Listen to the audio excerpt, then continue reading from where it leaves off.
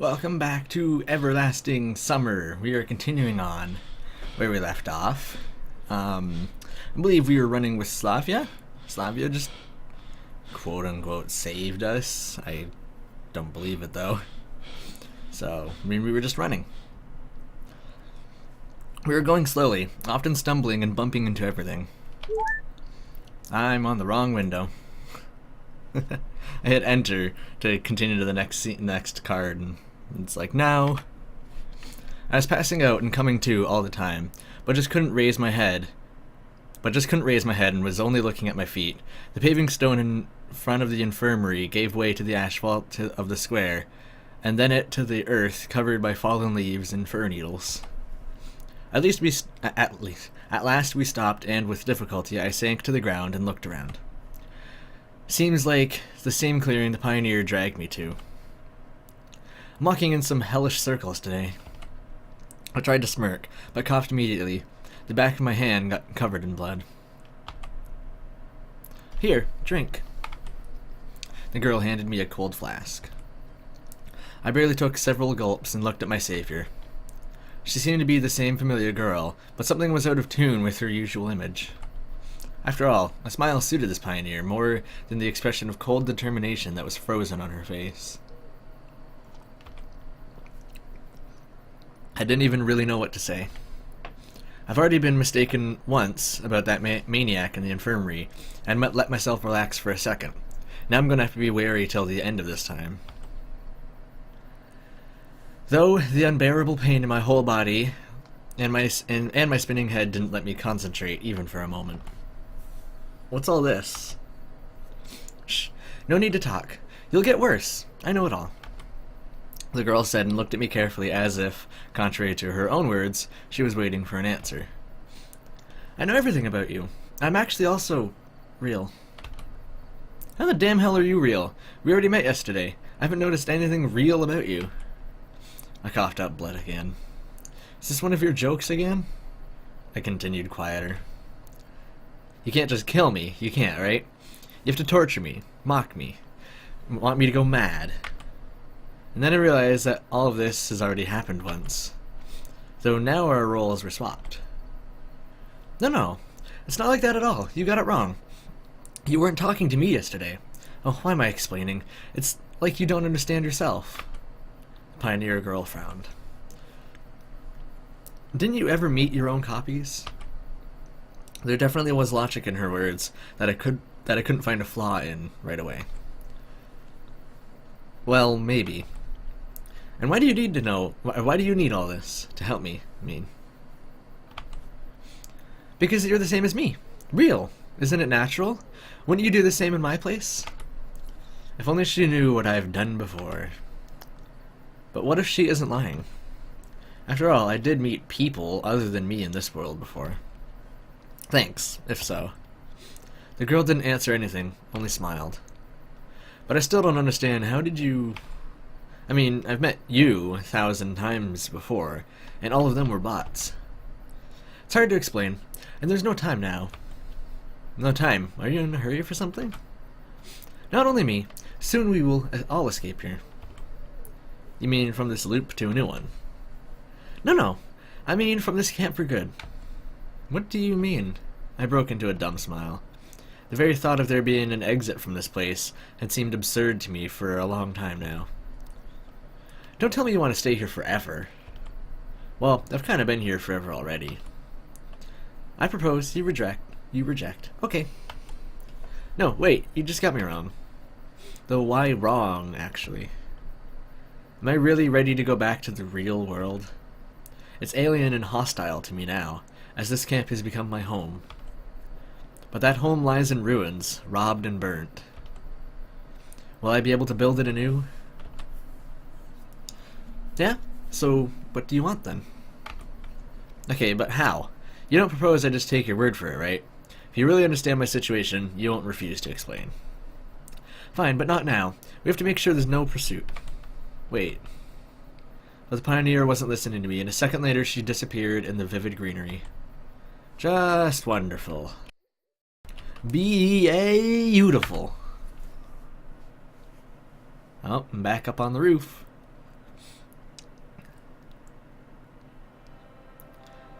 But I can't sew. What a pity. A serious oversight on our housekeeper's side.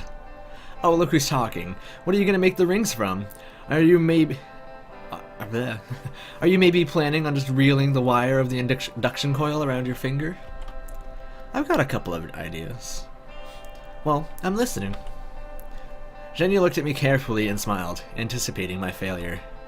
However, even before I met her, I had acquired some very different skills, and crafting together a couple of rings wouldn't be very hard for me. The only question is the equipment. You can't find a jeweler's instrument in a camp. So I simply wouldn't have had time to prepare everything in a mere week. If not for the Cybernetics Club. If you rummage through the bulk of equipment stored there, you could definitely find enough gilding for 2 simple rings. And keeping the local cybernetics occupied with something for a couple of days will certainly not be a problem, especially considering it's not the first time for me. That's a surprise. Even so, Zhenya got embarrassed. In a week's time, they'll disappear. You know we won't be able to take anything with us. So what? What's more important to you? 2 pieces of metal, or... No, of course not. But if we're going to do it the way it should be... But if we're going to do it the way it should be, then the dress too. Zhenya's eyes sparkled. There were no problems with the suit. I knew for sure that several guys in the camp had pants and a jacket. A lot of people have pants, Semyon. Maybe even of a dark gray color. A summer dress would look good on Zhenya, but the wedding dress was her idea in the end. Which she predictably rejected right away. Use tulle. Tulle? No clue. Are you serious? Looks like she got tired of arguing already. No, but you can always ask one of the girls. I think that's the best option. Zhenya grew red, pouted, and turned away. Then go and ask them yourself. And take measurements of yourself, because you'll be the one wearing it. How do you even imagine I could... I did the read in the right voice, okay. How do you even imagine I could do that? Just walk up to, say, Slavia and ask her, could you please sew me a wedding... Could you please sew a wedding dress for me? How about you say that it's for a costume contest? No, that's kind of silly. For a costume ball. Zhenya was surprised, but didn't start arguing right away. I'll get the idea through the camp later, don't worry, and there'll be nothing to be shy about. A wedding as a part of the performance. A wedding as a part of the performance. We'll make sure Electronic perform man's first walk in outer space.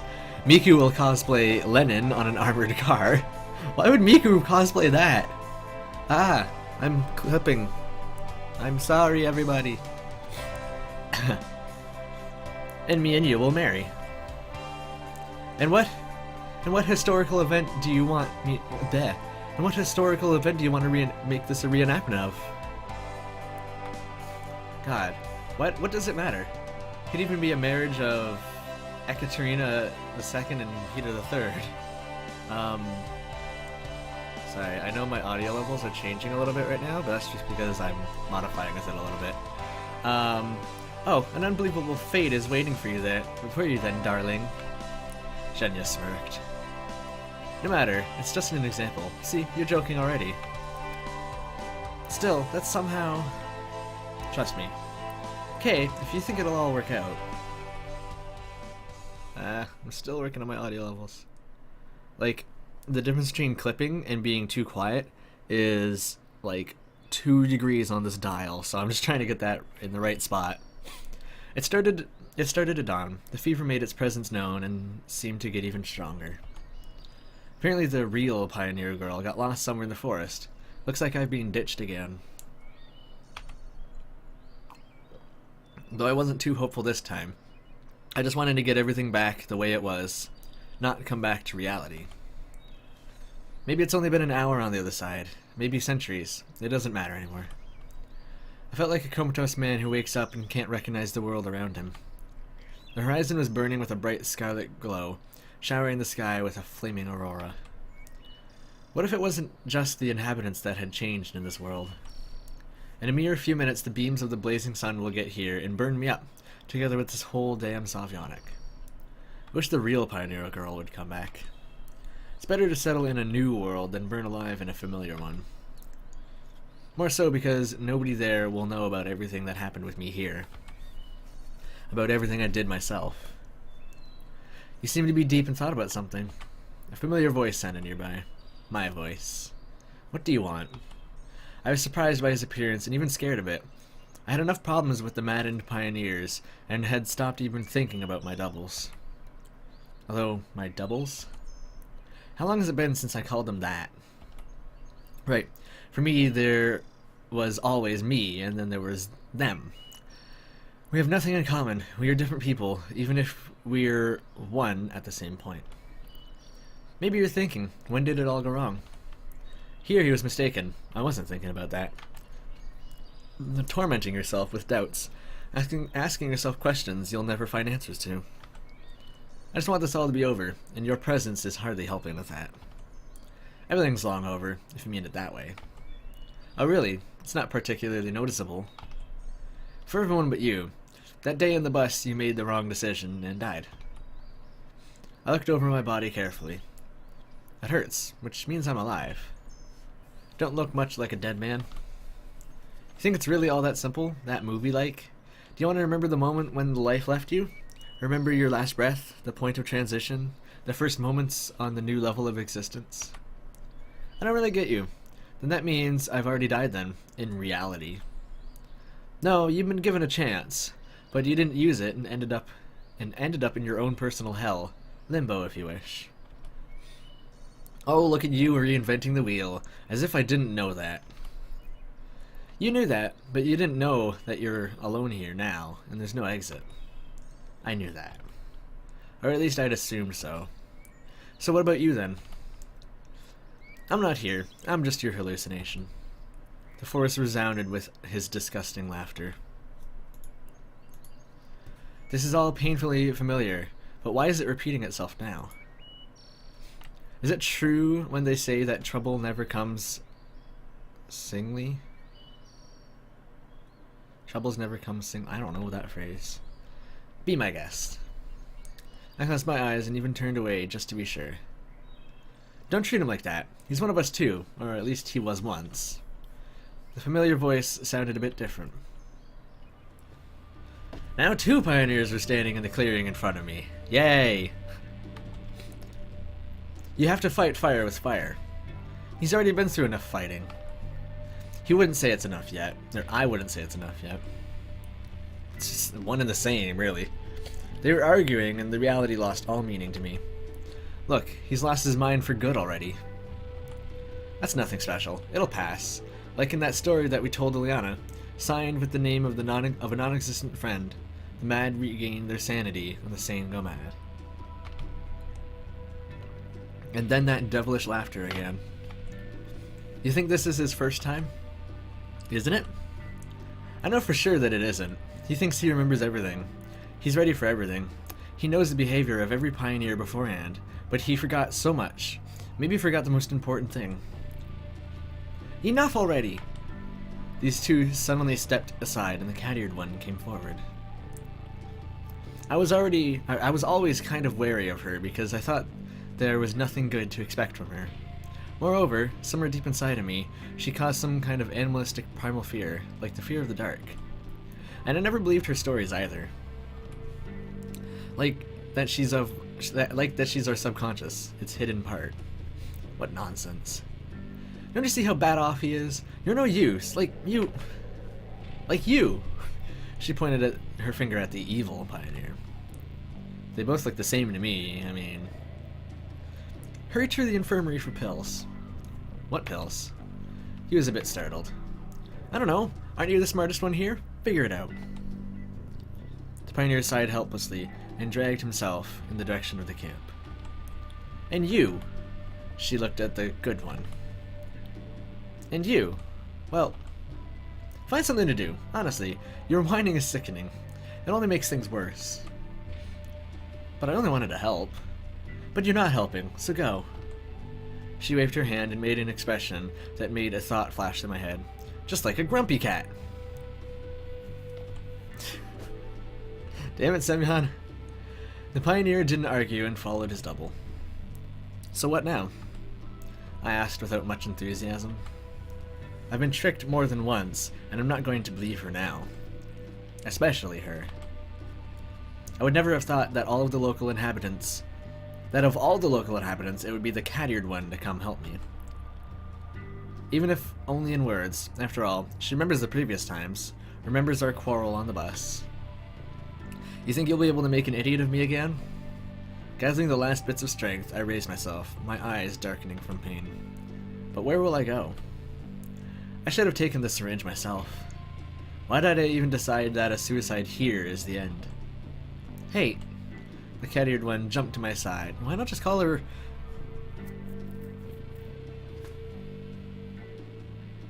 I don't remember her name.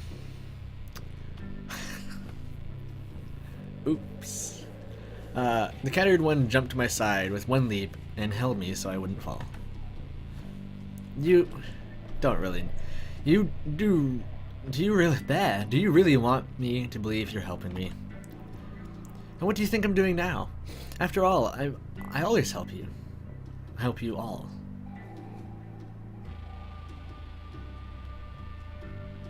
I seriously can't remember her name.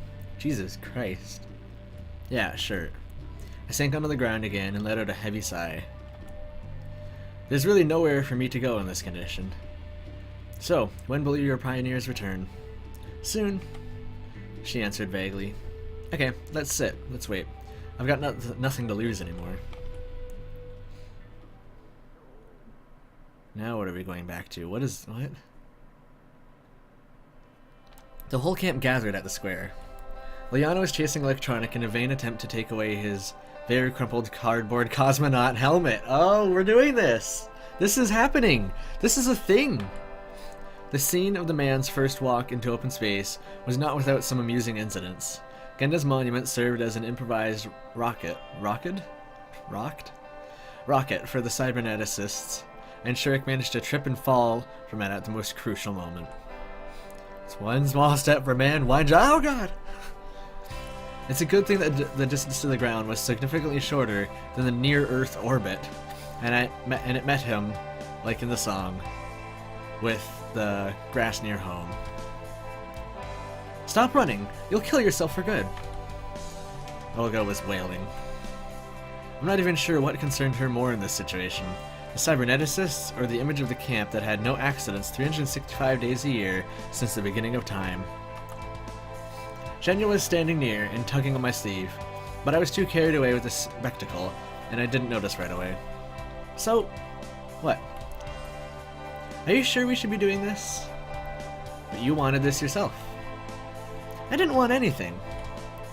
You just suggested, and I agreed. We've discussed this 100 times already, and you know full well that it's not for real. Oh, so it's not for real, huh? She said dreadfully. That's not what I mean. We're just in this world.